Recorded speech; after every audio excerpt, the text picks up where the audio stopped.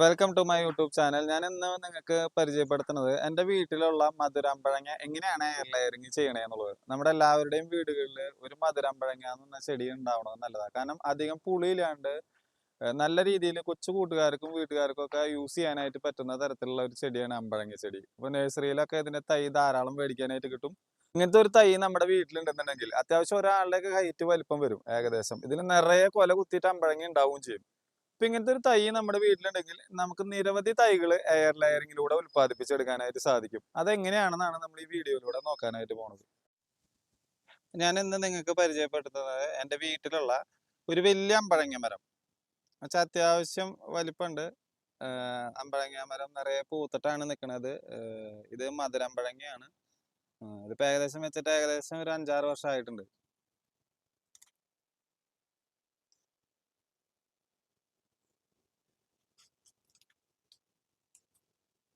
അപ്പൊ ഈ ഒരു അമ്പഴങ്ങ മരത്തിന്റെ ഒരു കൊമ്പ് നമ്മൾ എയർ ലെയറിങ് ചെയ്തെടുക്കണ വിധാണ് ഇന്ന് നമ്മൾ പരിചയപ്പെടുത്തുന്നത്.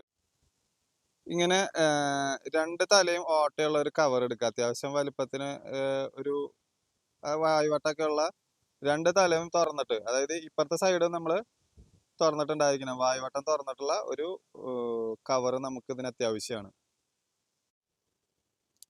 അതിനുശേഷം നമ്മുടെ ഈ കവറ് ഇതിന്റെ ഉള്ളിൽ കൂടെ, അതായത് ഈ ഇതിന്റെ തണ്ടിന്റെ ഉള്ളിൽ കൂടെ നമ്മൾ നോക്കുമ്പോൾ അതൊക്കെ കടത്തി കൊണ്ടുവരാം.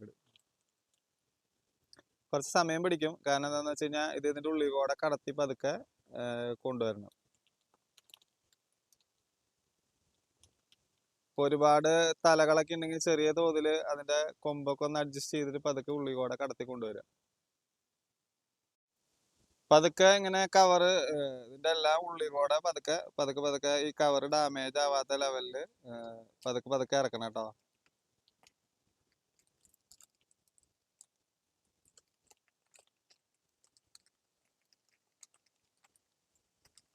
കീറല് വീഴാനായിട്ട് പാടില്ല.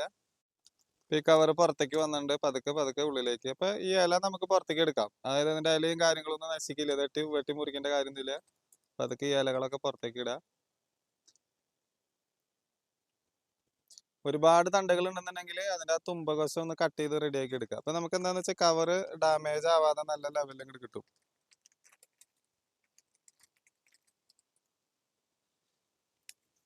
ഇനി നമ്മൾ എയർ ലെയറിങ്ങിന് വേര് പിടിപ്പിക്കാനായിട്ട് ഉദ്ദേശിക്കുന്ന ഏരിയ എന്ന് പറയുന്നത് ഈ ഒരു ഭാഗമാണ്. ഈ ഒരു ഭാഗത്താണ് നമ്മൾ വേര് പിടിപ്പിക്കാനായിട്ട് ഉദ്ദേശിക്കുന്നത്. അപ്പൊ ആ ഒരു ഭാഗത്തെ തൊലി നമ്മൾ ഇവിടുന്ന് റൗണ്ടായിട്ട് ഒരു ഏകദേശം ഇത്ര വലുപ്പത്തിൽ കട്ട് ചെയ്ത് കളയാം. ഞാൻ മുമ്പ് പരിചയപ്പെടുത്തിയിട്ടുണ്ട്, ആമസോണിൽ നിന്ന് വാങ്ങിയതാണ്. ഇതുപോലത്തെ ഒരു ബഡ്ഡിങ്ങിനും ഗ്രാഫ്റ്റിങ്ങിനൊക്കെ യൂസ് ചെയ്യുന്ന ഒരു കത്തി ഉണ്ട്. ഇതുപോലത്തെ ഒരു കത്തി നമുക്ക് അത്യാവശ്യമാണ്. കാരണം ഇതിന്റെ തൊലി കട്ട് ചെയ്തെടുക്കാൻ ഇത്രയും ഷാർപ്പായിട്ടുള്ള ഒരു കത്തി നമ്മുടെ കയ്യിൽ അത്യാവശ്യമാണ്. ഇനി നമ്മൾ ഇതിന്റെ തൊലി തൊലി കട്ട് ചെയ്തെടുക്കാനായിട്ട് ഉദ്ദേശിക്കുന്ന ഏരിയ എന്ന് പറയുന്നത് ഇവിടെയാണ്. അപ്പോൾ ഈ ഒരു ഭാഗത്തെ തൊലി നമ്മൾ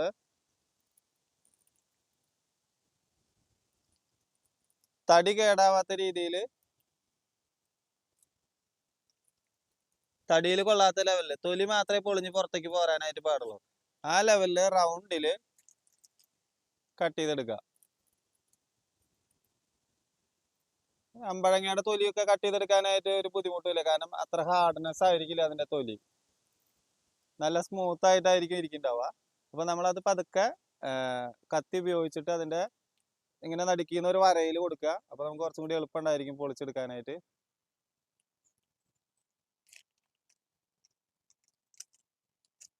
തൊലി നമുക്ക് അടർത്തി എടുക്കണം നന്നായിട്ട്.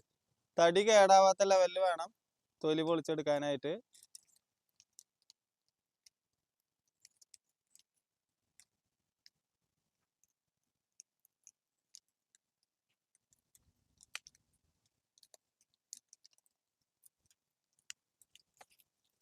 റൗണ്ടില് പൊളിച്ചെടുക്കണം കേട്ടോ.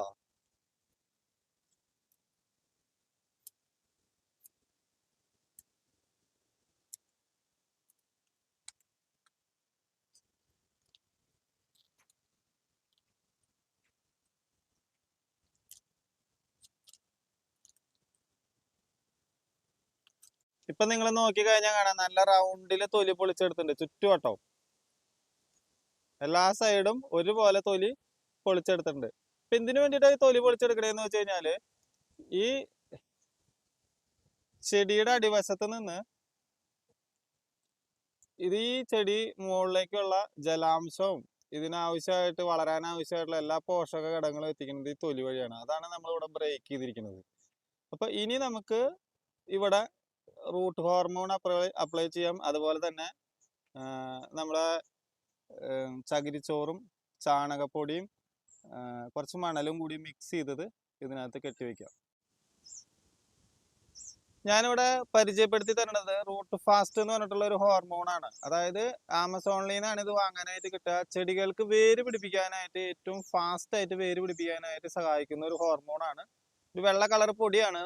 ഇതാണ് നമ്മളിവിടെ ആ തൊലി കട്ട് ചെയ്ത ഭാഗത്ത് അപ്ലൈ ചെയ്യാനായിട്ട് പോണത്.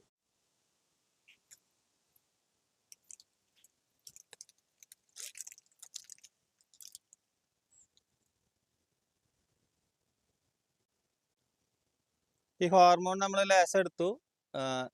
ഈ തൊലി പോയ ഭാഗത്ത് നമ്മൾ കുറച്ച് അപ്ലൈ ചെയ്യാണ്. കയറ്റിയിട്ട് ആ കടയോട് ചേർന്ന് നമ്മൾ കുറച്ച് റൂട്ട് ഹോർമോൺ അപ്ലൈ ചെയ്തു.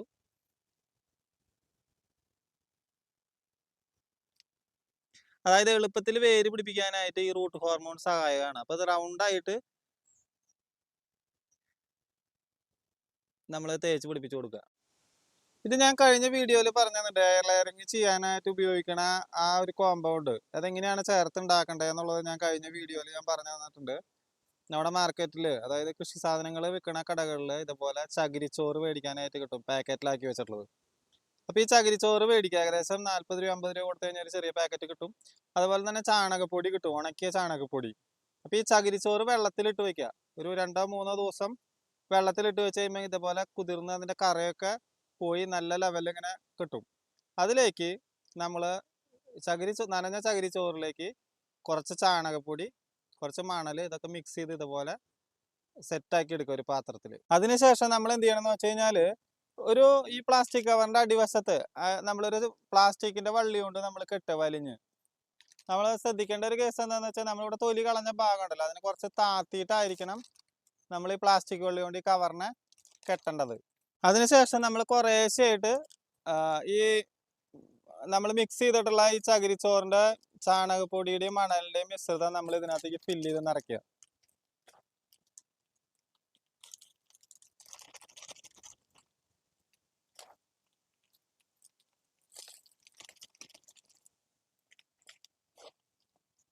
നന്നായിട്ട് തിക്കി ഫില്ല് ചെയ്ത് കൊടുക്കുക.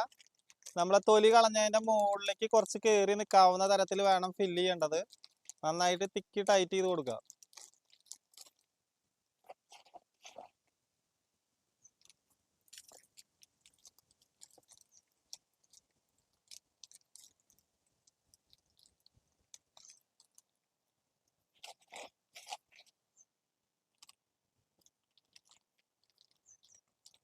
നന്നായിട്ട് ടൈറ്റ് ആയിട്ട് റൗണ്ട് ഷേപ്പിൽ കിട്ടിയിട്ട് നമ്മൾ റൗണ്ട് കവർ ഉപയോഗിച്ചത് കൊണ്ട് ഇനി നമ്മൾ ഇതിൻ്റെ ടോപ്പ് പോർഷൻ പള്ളി ഉപയോഗിച്ചിട്ട് തിരിഞ്ഞു പോവാത്ത ലെവലിൽ വലിച്ച് കെട്ടുക.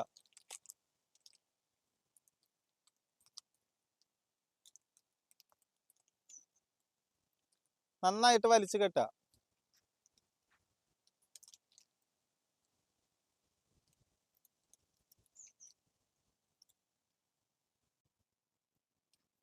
വേണേൽ ബലത്തിനൊരു കെട്ട് തിരിഞ്ഞു പോകാണ്ടിരിക്കാനൊക്കെ ആയിട്ട് വേണമെങ്കിൽ ഒരു കെട്ടും കൂടി അഡീഷണൽ ആയിട്ട് ഇട്ട് കൊടുക്കാം നമുക്ക്.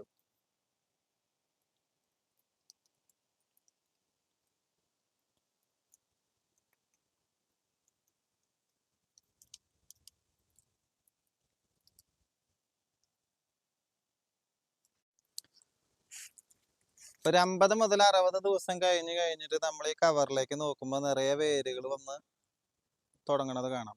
ഇതിൻ്റെ ഒരു പ്രത്യേകത എന്താണെന്ന് ഞാൻ നേരത്തെ പറഞ്ഞിട്ടുണ്ടായിരുന്നു. നല്ലതുപോലെ നനച്ചു കൊടുക്കണം. മഴക്കാലത്താണ് ഇത് ചെയ്യേണ്ടത്. ജൂൺ ജൂലൈ ഓഗസ്റ്റ് മാസങ്ങളിലാണ് നമ്മൾ ഈ എയർ ലെയറിങ് ചെയ്യാനായിട്ട് തിരഞ്ഞെടുക്കുക. അതല്ല എങ്കിൽ വേറെ ഏതെങ്കിലും മാസങ്ങളിൽ തിരഞ്ഞെടുക്കുമ്പോഴത്തെ കുഴപ്പം എന്താ വെച്ചാൽ നല്ല രീതിയിൽ നനയ്ക്കേണ്ടി വരും, അല്ലെങ്കിൽ ഇത് ഉണങ്ങി പോകാനുള്ള സാധ്യത കൂടുതലാണ്. കാരണം തടിയുടെ തൊലിയൊക്കെ ചെത്തിയിട്ടാണ് നമ്മളിത് ചെയ്യണത്. അപ്പോൾ അത് നല്ല രീതിയിൽ നനച്ചു കൊടുക്കണം. രാവിലെയും വൈകുന്നേരവും നല്ല രീതിയിൽ പൈപ്പ് വെച്ചിട്ട് ഈ കെട്ടിന്റെ മുകളിലേക്ക് വെള്ളം വരാവുന്ന രീതിയിൽ നനച്ചു കൊടുത്ത് ഇത് നനഞ്ഞു കുതിർന്ന് എപ്പോഴും നിൽക്കണം.